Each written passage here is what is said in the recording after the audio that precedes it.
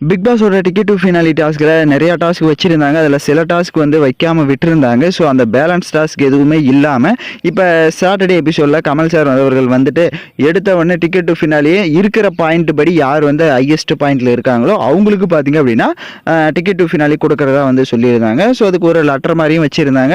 So அது யார் win பண்ணாங்கன்றது நமக்கு ஹையஸ்ட் பாயிண்டில் வந்து விஷ்ணு தான் இருந்தார். ஸோ அவர் அந்த லெட்டரை படிச்சுட்டு ஒரு இது மாதிரி பார்த்தீங்க அப்படின்னா போயிட்டு உள்ள ரூமுக்குள்ளே அவருக்கான அந்த டிக்கெட் டு ஃபினாலி கார்டை வந்து எடுத்து காமிச்சாரு. ஸோ அவர் பார்த்தீங்க அப்படின்னா பயங்கரமாக ஹாப்பி ஆகிட்டாரு. ஆக்சுவலாக அவர் வந்து அதை எதிர்பார்க்கவே இல்லை அப்படின்றதையும் சொல்லியிருந்தாரு.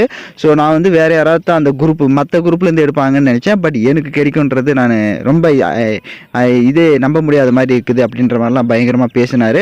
ஸோ இப்போ ஸ்ட்ரெயிட்டாக வந்து ஃபஸ்ட்டு ஃபைனலிஸ்ட்டாக நம்ம விஷ்ணு அவர்கள் போய்விட்டார்.